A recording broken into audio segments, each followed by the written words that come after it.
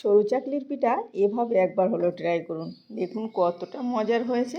আর কোনো রকম আটা ময়দা সুজি কিছুই লাগবে না ডাল, খুব সহজভাবে এতটা সফট। আর এটা কিন্তু সপ্তাহ জুড়েই এমন নরম তুলতুলে থাকবে, দেখলেই বুঝতে পারবেন। আর এটা গুড়ের সঙ্গে পরিবেশন করতে পারেন, যে কোনো তরকারির সঙ্গে, তবে আমি গুড়ের সঙ্গে পরিবেশন করেছিলাম। আর এইভাবে বানালে এত মজার হয়, না দেখলে বিশ্বাসই করতে পারবেন না কতটা নরম তুলতুলে। ভাঁজটা দেখেই বুঝতে পেরেছেন। আসুন দেখে নেওয়া যাক একদম সহজভাবে কিভাবে বানালাম। আর কিন্তু খুব সহজভাবে, 2 থেকে 3টে উপকরণ মাত্র লেগেছে এখানে। আমি একটু খেলিয়ে দেখাচ্ছি যে একটার উপরে একটা জড়িয়েও যাচ্ছে না। আর এটা আমি বানিয়েছি চাল দিয়ে, শুধুমাত্র চাল দিয়ে, আর কিছুই দিইনি। প্রথমে আমি একটা কাপ মেনশন করে 1.25 কাপ আমি আতপ চাল নিয়ে নিলাম। আতপ চালটা দিলে অনেক বেশি সাদা হয়, এই যে দুধ সাদা সাদা হয়েছে। আর তারপরে 1/2 কাপ যে কোনো রান্নার চাল, যেটাই আপনি ভাতের চাল খাবেন সেটাই নিয়ে নেবেন। তবে 1.25 কাপ করে আমি 2 কাপ নিয়েছি, দুটো একসঙ্গে করলে একটা বড় কাপের 1 কাপ হবে। আমি এভাবে দিয়ে চালটা ভালোভাবে আগে পরিষ্কার করে 2 থেকে 3 বার ধুয়ে নিচ্ছি।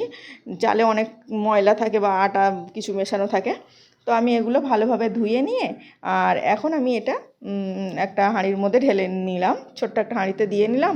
আর এখানে দিয়ে নিচ্ছি 4 কাপের মতো, সেই সেম কাপে 4 কাপ জল দিয়েছি, দিয়ে আমি ফুটিয়ে নিয়েছি। ঠিক এভাবে ফুটে উঠেছে দেখুন। এখন আমি কিন্তু ঢাকনাটা বন্ধ করে রেখে দেবো। এখানে স্বাদ অনুযায়ী মানে 1 টেবিল চামচ আমি লবণ দিয়েছি, আর দিয়ে আমি এখন ঢাকনা দিয়ে রেখে দেবো 10 মিনিটের মতো। 10 মিনিট পরে আমি দেখাবো যে কেমন হয়েছে। ততক্ষণে অন্য কোনো কাজ করে নিতে পারেন কিন্তু। আর প্লিজ একবার হলেও ট্রাই করবেন, অসম্ভব মজার এই সরু চাকলিটা খেতে। সরু চাকলি খেতে কে না পছন্দ করে বলুন, যে কোনো মাংসের সঙ্গে বলুন আর গুড়ের সঙ্গে বলুন। তো শীত তো প্রায় শেষের দিকে, একবার হলেও সরু চাকলি এভাবে ট্রাই করতে পারেন। চালটা আমি দেখে নিলাম ভালোভাবে ভিজে গেছে। এখন আমি একটা মিক্সিং জারের মধ্যে দিয়ে আর 1/2 কাপের মতো জল দিয়ে নিলাম, দিয়ে একটা পেস্ট তৈরি করে নেব। তো দেখুন ভালোভাবে ঘুরিয়ে নিয়েছি। আর এইটা কিন্তু ঘোরাতে ঘোরাতে আমি আবারও 1/2 কাপ জল দিয়েছিলাম। 1 কাপ জল দিয়েছি এখানে টোটাল, মানে দেওয়ার সময় 1/2 কাপ, আবার 1/2 কাপ দিলাম।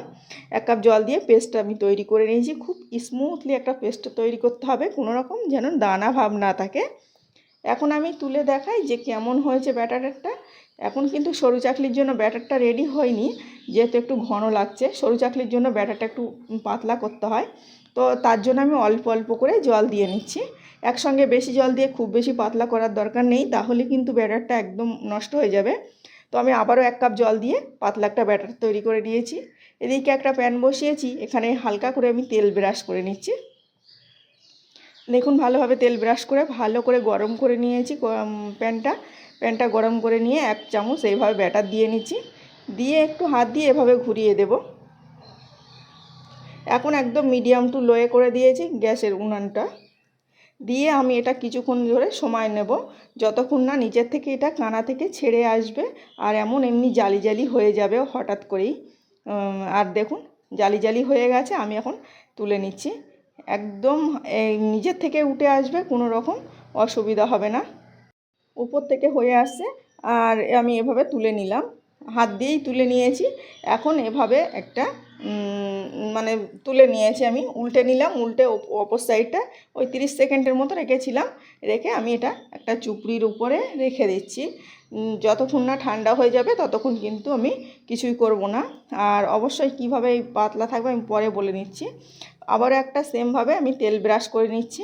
আর প্রতিটা ক্ষেত্রে তেল ব্রাশ করে, যতবার পিঠাটা দিবেন ততবারই কিন্তু তেল ব্রাশ করে দিতে হবে। তারপরে আমি সেমভাবে ওই যে অপেক্ষা করছিলাম যতক্ষণ না নিজের থেকে ও ছেড়ে দেবে কানাটা, তারপরে কিন্তু এটা তুলে নিতে হবে। আজকে বলে আসি, প্লিজ আজকের রেসিপিতে যদি কোনো নতুন বন্ধু থেকে থাকেন অবশ্যই আমার পাশে থাকার অনুরোধ রইল। আর দেখুন আমি কিন্তু আবারও সেমভাবে তুলে নিয়েছি। আবার ওই অপর সাইডটা 30 সেকেন্ডের মতো রেখেছিলাম, রেখে আমি এটা একটু বেশি সময় লেগে গেছিলো আর কানার দিকটা একটু মানে পুড়ে পুড়ে গেছিলো। তো সবগুলো এভাবে তুলে নিয়ে আর একটাই চুপড়ির ওপরে এভাবে কিছুক্ষণ রাখতে হবে, 5 সেকেন্ডের মতো রেখে তারপর হালকা ঠান্ডা হয়ে যাবে। আর তখন কিন্তু ফোল্ড করে নিতে হবে। আমি ফোল্ড করে নিয়ে ছিঁড়ে দেখাবো আপনাদেরকে কেমন নরম তুলতুলে হয়। এই সরু চাকলিটা একবার হলেও ট্রাই করবেন, এভাবে কিন্তু অবশ্যই চুপড়ির ওপরে রেখে তারপরে ফোল্ড করবেন, তাহলে কিন্তু এটা সারা দিন ধরে মানে সপ্তাহ জুড়ে আপনার এমনই থাকবে, জুড়ে যাবে না বা ছিঁড়ে যাবে না। দেখুন একটা একটা করে তুলে নিতে পারবেন।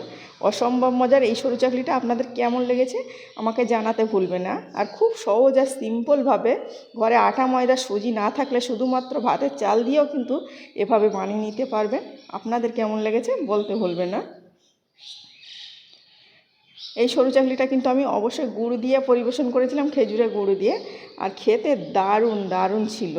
যে কোনো সময় হঠাৎ করে কোনো অতিথি এলেও এটা ঝটপট নাস্তাতে দিতে পারেন।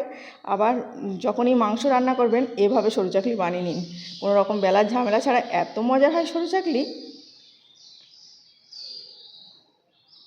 আবারও দেখা হচ্ছে অন্য কোনো ভিডিওয়। ততক্ষণে সকলে ভালো থাকবেন, সুস্থ থাকবেন। এতক্ষণ সাথে থাকার জন্য সকলকে ধন্যবাদ জানাচ্ছি।